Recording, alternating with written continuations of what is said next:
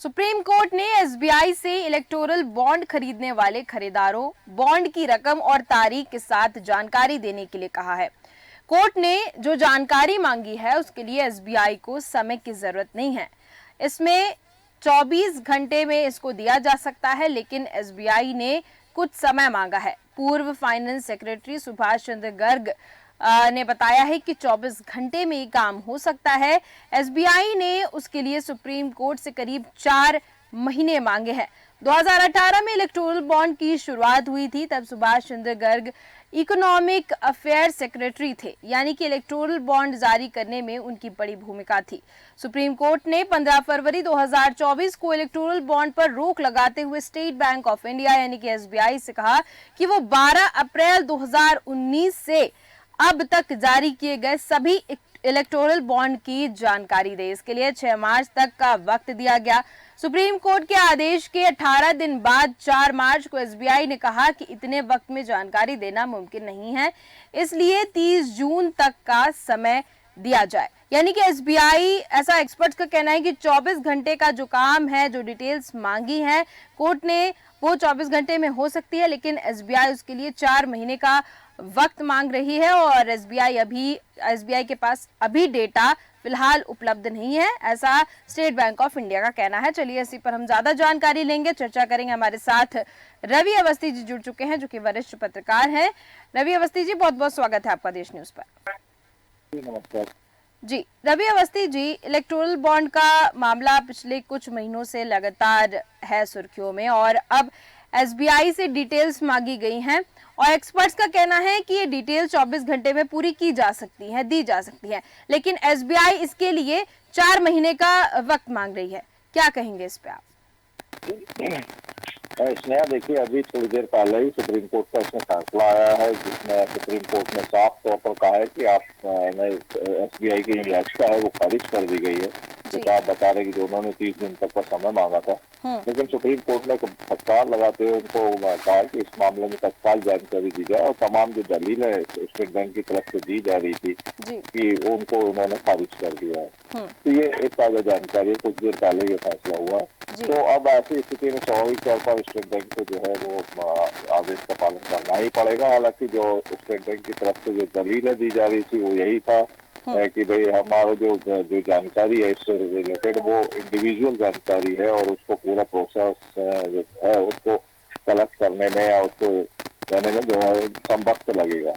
तो ऐसी स्थिति में लेकिन देखिए जो सीजीआई ने कहा है कि भाई जब आप जानकारी मुंबई की सेंट्रल बैंक मैन ब्रांच को भेजते हैं तो फिर ईसीआई को देने में से क्या परेशानी है। स्टेट बैंक ने स्वयं अपनी याचिका में इस बात का जिक्र किया था कि वो सीलबंद लिफाफे में वो तमाम जानकारियां सेंट्रल बैंक की जो मैन ब्रांच है उसको भेजी जाती है।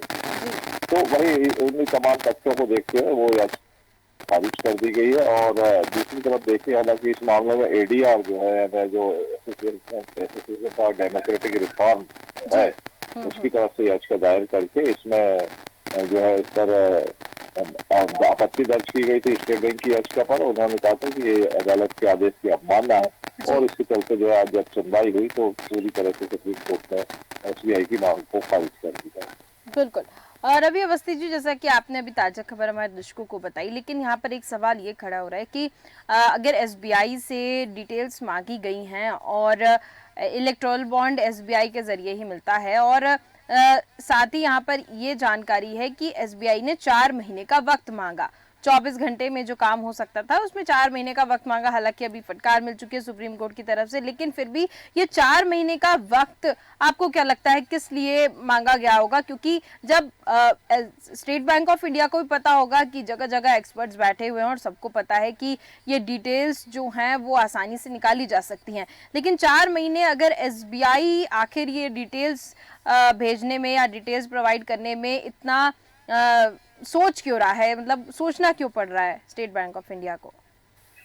तो देखिए, मैं इसमें स्टेट बैंक की तरफ से जो अपनी याचिका में जो, हालांकि देखिए आपको ध्यान होगा कि कोर्ट ने 6 मार्च तक वो जानकारी देने के लिए आदेश पहले दिए थे, लेकिन 6 मार्च से पहले ही स्टेट बैंक की तरफ से एक याचिका दायर करके जो अपनी समस्या बताई गई उसमें बड़ी समस्या उनकी यही थी। उनका कहना है कि उन्हें कम से कम 3 महीने की मोहलत चाहिए और उनका कहना था कि ये जानकारी इंडिविजुअल है और अब कोई ऐसी गलती नहीं कर सकते, अन्यथा लोग हमारे खिलाफ मुकदमा दर्ज कर देंगे। जी। मतलब उसमें ये था कि बॉन्ड किसने खरीदे ये जानकारी उनको कहना कि हम दे सकते हैं, लेकिन नाम के साथ बॉन्ड नंबर देने के लिए, क्योंकि वो बॉन्ड नंबर सब अलग अलग है। जी। उनका मतलब उन्होंने एक तरीके से इसमें फिजिकल प्रॉब्लम बताई थी कि उन्होंने कहा था कि हमारे पास समस्या है कि हमारे पास जानकारी पूरी है, जी। लेकिन सभी नाम जो है अलग अलग फिजिकली रखे गए हैं, जबकि बॉन्ड नंबर और राजनीतिक दल का बॉन्ड जो है वो है। तो ऐसी तकनीकी दिक्कतें बताते हुए जो है वो स्टेट बैंक ने 3 महीने मतलब 30 अप्रैल तक की जो है मोहलत मांगी थी, जी। 3 महीने की। तो स्वाभाविक तौर पर उनका जो तर्क था उसको तो खारिज कर ही दी गया है। जी। अब ऐसी स्थिति में स्वाभाविक तौर पर अब स्टेट बैंक के पास कोई रास्ता नहीं बचा है, तो उसे अदालत का आदेश का तो पालन करना ही पड़ेगा। बिल्कुल, बिल्कुल आपने सही कहा। रवि अवस्थी जी, एक और चीज़ यहाँ पर मैं आपसे जानना चाहूँगी कि इलेक्टोरल बॉन्ड की जो डिटेल्स हमारे सामने आएंगी, एसबीआई जब डिटेल्स अपनी सारी सौंपेगा सुप्रीम कोर्ट में, तो क्या अंदाजा लगाया जा सकता है कि क्या डिटेल्स सामने आ सकती हैं राजनीतिक पार्टियों की? देखिए, मैं इसमें जो मोटे तौर पर जो जानकारी, प्रारंभिक जानकारी जो आई थी कि इलेक्ट्रॉल बॉन्ड जो है, देखिए इसकी पैरवी तो सभी राजनीतिक दल करते रहे हैं। ऐसा तो है नहीं कि जब ये जारी किए गए थे तब जब ये कानून बना था तब किसी ने बड़ी कोई आपत्ति दर्ज कराई है। सभी राजनीतिक दल चाहते थे कि उन्हें चंदा मिले, और अब किसे ज्यादा मिला किसे कम मिला ये एक आगे चर्चा का विषय हो सकता है। अंदाजा क्या लगाया जा सकता है? मतलब देखिए, स्वाभाविक तौर पर जो सत्ता में होते हैं तो जो चंदा देने वाले लोग होते हैं वो सत्ताधारी दल को ज्यादा चंदा देते हैं, और जो विपक्ष में होते हैं उन्हें अपेक्षाकृत कम मिलता है, और जो क्षेत्रीय दल है उन्हें और ज्यादा इस अनुपात में जो है मिलता है। तो ऐसी स्थिति में इलेक्ट्रॉल बॉन्ड किसने कितनी पार्टी को दिए, ये एक राजनीति की दृष्टि से जरूर चर्चा का विषय हो सकता है, लेकिन आम मतदाता को इससे कोई लेना देना नहीं, क्योंकि सभी जानते हैं कि राजनीतिक दल और उद्योगपतियों के बीच जो संबंध रहते हैं, और आज से भी देखिए जब भारत आजाद हुआ उस दिन से लेकर आप लगा लीजिए तमाम उद्योगपति, और अगर देखा जाए तो जो बड़े उद्योगपति एक तरह से कहते हैं तो यही है कि सरकार को वही चलाते हैं, क्योंकि जो अर्थ एक बड़ी व्यवस्था होती है और कोई भी राजनीतिक दल इससे अछूता नहीं रहा है। तो ऐसी स्थिति में स्वाभाविक तौर पर राजनीतिक दलों को अपनी पार्टी को आगे बढ़ाने के लिए, सत्ता में बने रहने के लिए, सत्ता देश को चलाने के लिए जो तमाम जो नीतियां होती हैं उसके लिहाज से कई बार वो समझौता भी करते हैं। अब सवाल यही है कि अगर स्टेट बैंक की जानकारी सामने आती है तो कितना वो सामने आएगा कि किस पार्टी को कितना ज्यादा डोनेशन मिला है। बिल्कुल, ये बस एक सियासी चर्चा इस पर हो सकती है। बिल्कुल, बिल्कुल। जैसा कि आपने कहा कि आम जनता को कुछ लेना देना नहीं होता है, इससे सबको पता है कि राजनीतिक पार्टियों को चंदा मिलता है, तो इसका मतलब हम ये मान के चले कि जो सारी डिटेल्स जब पब्लिक होंगी एसबीआई की तरफ से सुप्रीम कोर्ट में जाएगी, और पब्लिकली ऐसा सुप्रीम कोर्ट ने कहा है कि सबको पता होना चाहिए, सार्वजनिक होनी चाहिए चीजें, तो क्या लगता है आपको इससे कुछ चुनावी प्रभाव नहीं पड़ेगा, वोटों पर कोई प्रभाव नहीं पड़ने वाला है? जी, बहुत ज्यादा ऐसा कोई नहीं होता है। इसमें ऐसा है कि देखिए तमाम राजनीतिक दलों की जो स्थितियां हैं जी, वो सबको पता है कि राजनीति किस दिशा में जा रही है, और क्या उसकी वक्त की जरूरत के लिहाज से नेता क्या क्या नहीं करते हैं, राजनीतिक दल क्या क्या नहीं करते हैं। आप देखिए कि अब सिद्धांत और नैतिकता नाम की तो कोई चीज बची नहीं है। आज इस दल में है, कल उस दल में चले जाते हैं। मध्य प्रदेश में ही देख लीजिए, पतझड़ लगा हुआ है, एक किसी राजनीतिक दल के लोग लगातार दूसरे राजनीतिक दल में जा रहे हैं।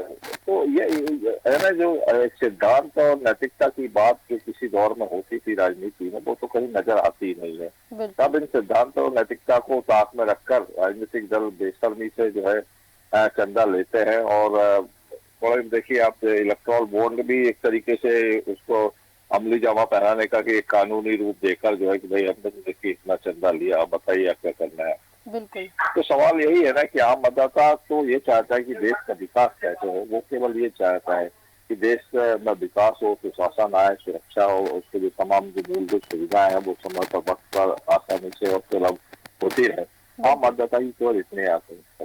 बिल्कुल। तो मुझे नहीं लगता कि इससे कोई बहुत बड़ा फर्क चुनावी नतीजे पर पड़ेगा। चुनाव में विवाद की स्थिति या चर्चा की विषय या मुद्दा हो सकता है, जी, जी। लेकिन इस मुद्दे का कोई बहुत बड़ा असर पड़ेगा खास करके हिंदी बेल्ट में तो मुझे नहीं लगता कि कोई असर है इसका। चलिए ठीक है, देखते हैं कि जब डिटेल्स सामने आती हैं, डिटेल्स सामने आने के बाद क्या लोगों का रिएक्शन होता है, राजनीतिक पार्टियों का क्या रिएक्शन होता है और लोग इसको किस तरीके से समझते हैं, वास्तव में लोग समझ पाते हैं या नहीं, क्योंकि एक भारत देश में बहुत से ऐसे लोग हैं जिनको इलेक्टोरल बॉन्ड के बारे में नहीं पता होगा या जानकारी नहीं होगी, वोट भी वो देते होंगे। तो इससे जो आम जनता है इसको किस तरीके से लेती है, किस तरीके से समझती है, ये भी देखने वाली बात होगी। बहुत बहुत धन्यवाद रवि अवस्थी जी हमारे साथ जुड़ने के लिए, तमाम जानकारियां देने के लिए। तो इलेक्टोरल बॉन्ड की हम बात कर रहे थे और इलेक्टोरल बॉन्ड का जो मसला है पिछले कुछ दिनों से लगातार चलता आ रहा है, लेकिन अब सुप्रीम कोर्ट ने एसबीआई को फटकार लगाई है कि जल्द से जल्द एसबीआई के जरिए उनको एक डिटेल मिल जाए, जिससे वो डिटेल पब्लिक हो जाए और जितना भी चंदा मिला है राजनीतिक पार्टियों को वो पब्लिक हो जाए और सबके सामने हो जाए, स्पष्ट हो जाए कि राजनीतिक पार्टियों को आखिर कहां से और कितना चंदा मिला है। अब आगे फटकार लग चुकी है एसबीआई को सुप्रीम कोर्ट के जरिए। अब देखते ये हैं कि आगे क्या होता है, किस तरीके से डिटेल सामने आती है और कब तक, क्योंकि 24 घंटे के अंदर में डिटेल्स मांगी गई है, तो कब तक एसबीआई जो डिटेल्स है वो जारी करता है, ये देखने वाली बात होगी। तो फिलहाल के हमारे इस बुलेटिन में इतना ही। देखते रहिए देश न्यूज। नमस्कार।